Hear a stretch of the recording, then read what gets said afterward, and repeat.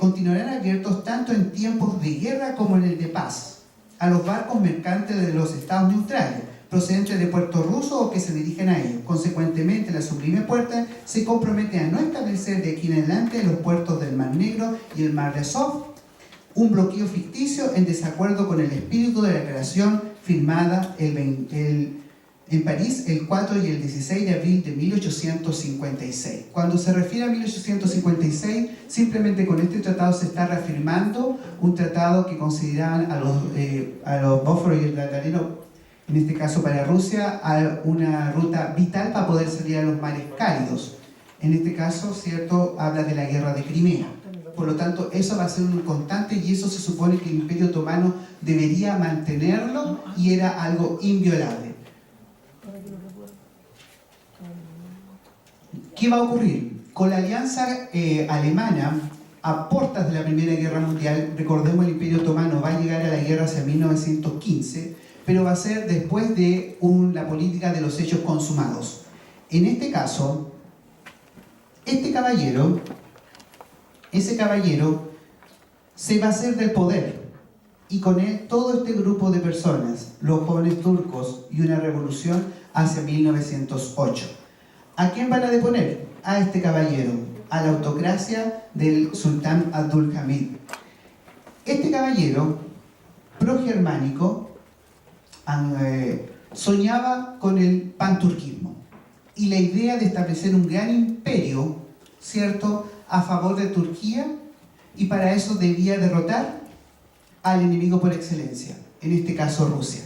Esto va a establecer, ¿cierto?, el bombardeo de las bases de Sebastopol y Odessa en 1915 y por lo tanto la excusa para Rusia y las demás potencias de declarar la guerra al Imperio Otomano, sin que en este caso el Imperio Otomano, haya declarado la guerra posteriormente o con antelación.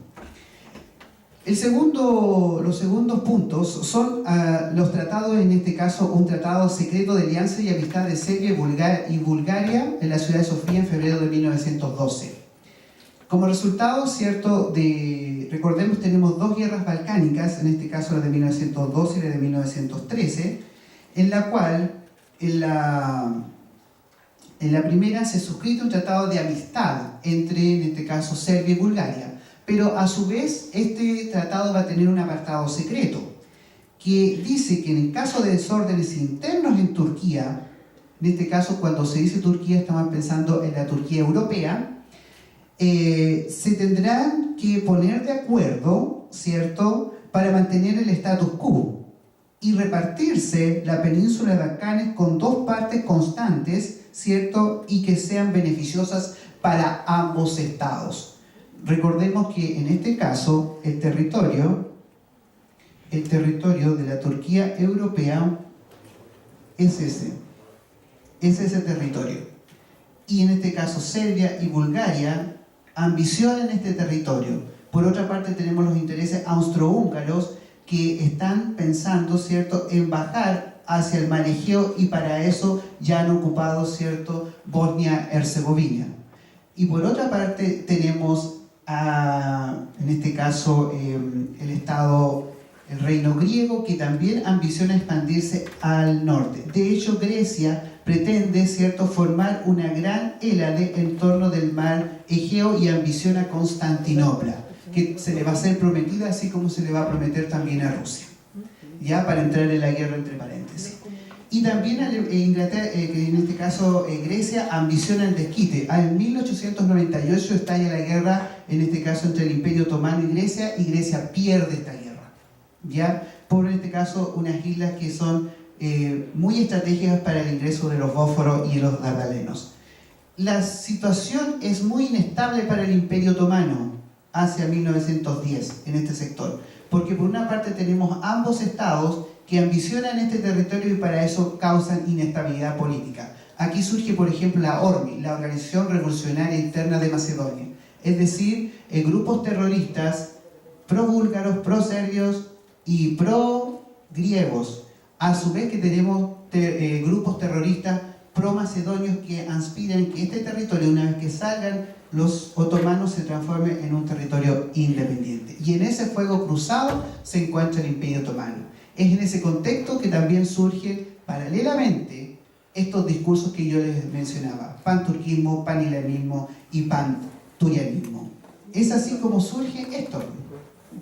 La derrota de del Imperio Otomano, ¿cierto? Como ustedes pueden ver en la frase, por las potencias, en este caso los reinos balcánicos, lo que va a generar, ¿cierto?, una inestabilidad y una emergencia en el Imperio Otomano, y el triunvirato de la revolución de los jóvenes turcos decretará el inicio de la turquización, la finalización de los millet y con ello también, ¿cierto?, el fin de este Estado que decíamos nosotros era multiétnico, multicultural y multireligioso.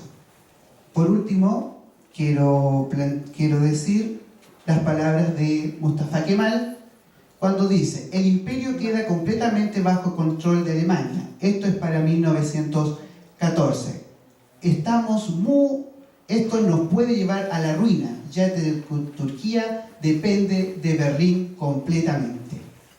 Palabras sabias de Mustafa Kemal, que conocía la realidad de Alemania, conocía la realidad de Santa Sofía y conocía la realidad del imperio como resultado de su puesto militar, que peleó en la guerra italo-turca y que significó que Libia pasara a ser territorio italiano, que defendió Damasco de los avances, ¿cierto?, del ejército inglés por Palestina, que de alguna manera tuvo que enfrentar, ¿cierto?, las políticas consumadas de Enver Pasha cuando simplemente él y nadie más, decreta que el Imperio Otomano tiene que ser parte de en este caso de Alemania, y que se queja amargamente durante la Primera Guerra Mundial y dice, citado por Lord Curzon, ¿por qué las mejores tropas turcas, en vez de defender la nación, llámese Turquía, Imperio Otomano, van a pelear para defender a Austria-Hungría o van a defender a Alemania en las guerras con Francia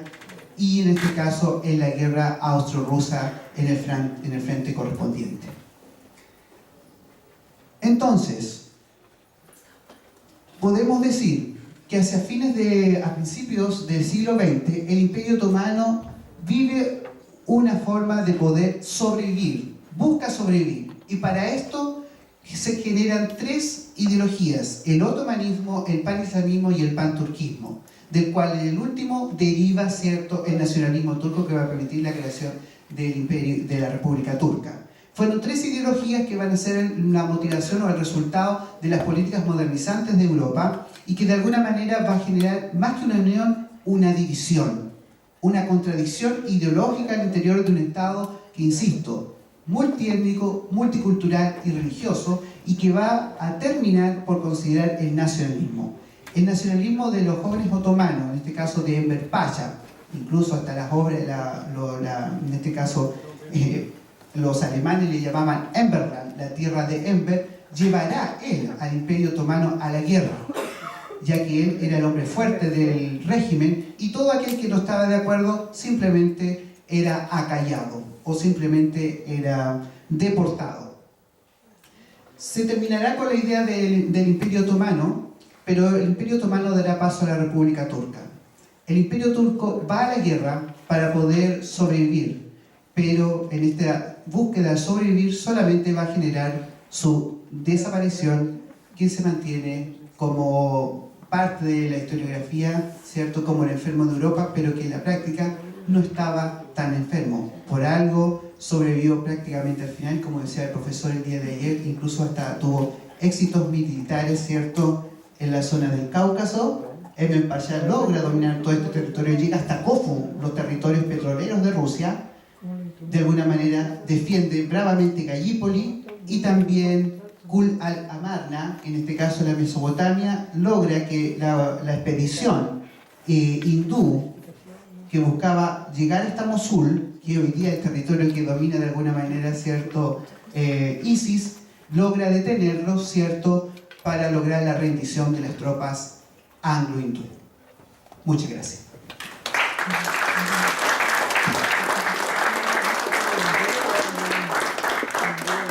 Muchas gracias a los dos profesores. ¿Hay alguna pregunta para alguno de ellos?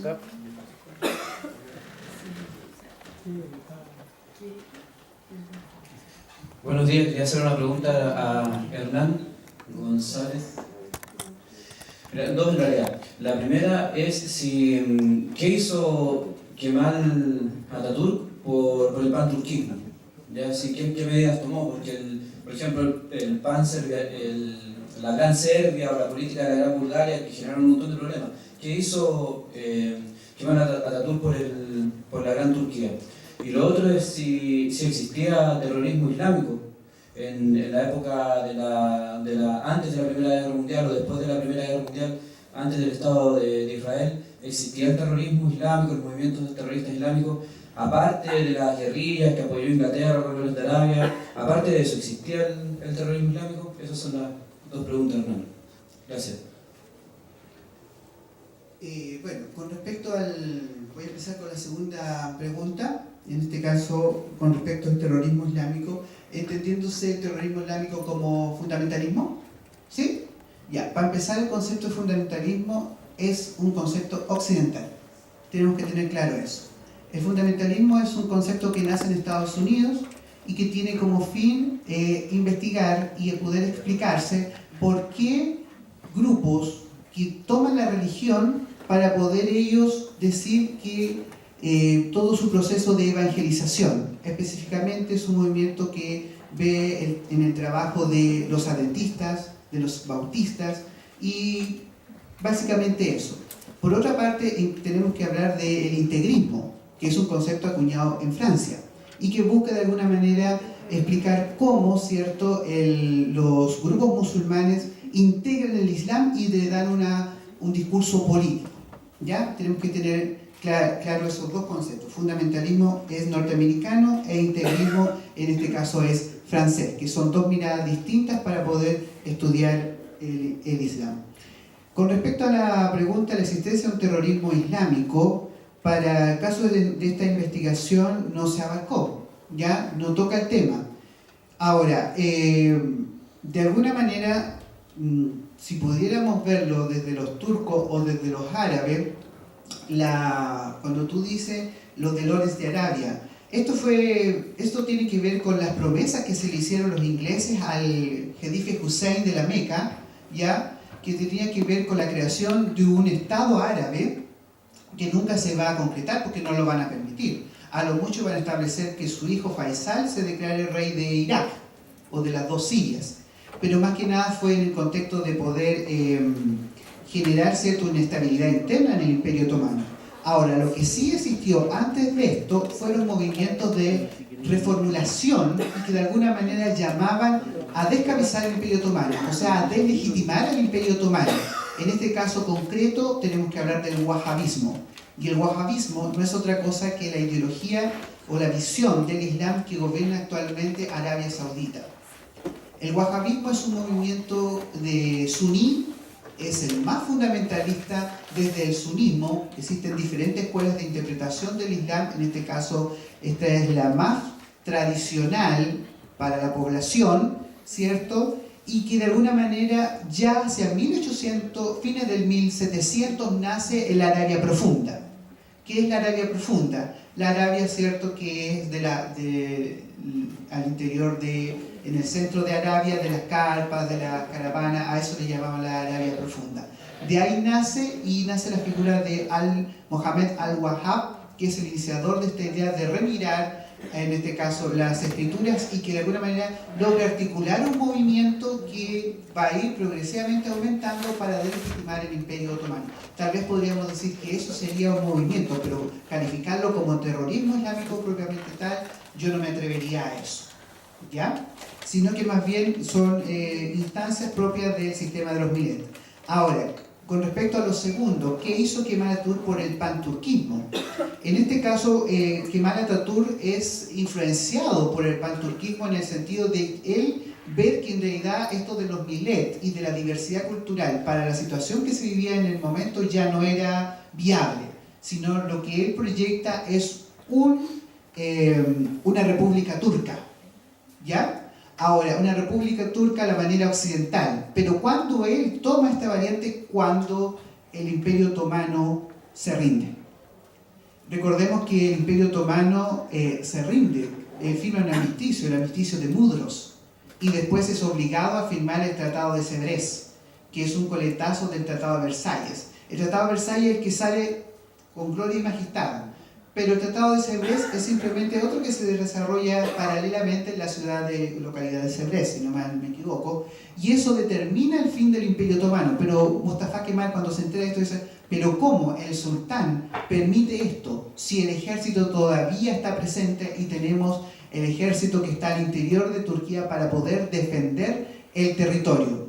Cuando Mustafa Kemal es obligado a ir a Constantinopla y le dicen: usted está apresado porque es un enemigo interno. ¿De quién? Del sultán. En realidad él se da cuenta que no es del sultán, sino de los intereses ingleses en Constantinopla para callarlo. Entonces, en ese contexto, él toma para sí abiertamente los discursos del panturquismo para transformar eso en un nacionalismo turco, ¿ya? Y crear la República Turca, que le permitirá el territorio que hoy día conocemos, y el ejército otomano se transforma ahora en un ejército turco. Por lo tanto, yo sostengo, a partir de mi humilde opinión y de lo que he leído, que el ejército otomano no fue derrotado en la Primera Guerra Mundial, fue derrotado el sistema otomano, porque el ejército turco va a ganar la guerra de independencia cuando las potencias ganadoras tomen a los griegos como un ejército de ocupación de Anatolia, y estos sean derrotados en la batalla de Sagra, y Mustafa Kemal sea considerado Gazi, conquistador de cristianos. ¿Alguna otra pregunta?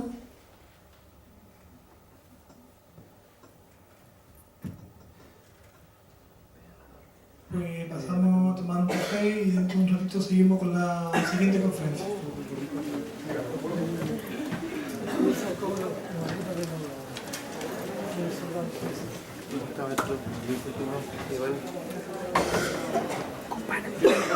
¿No?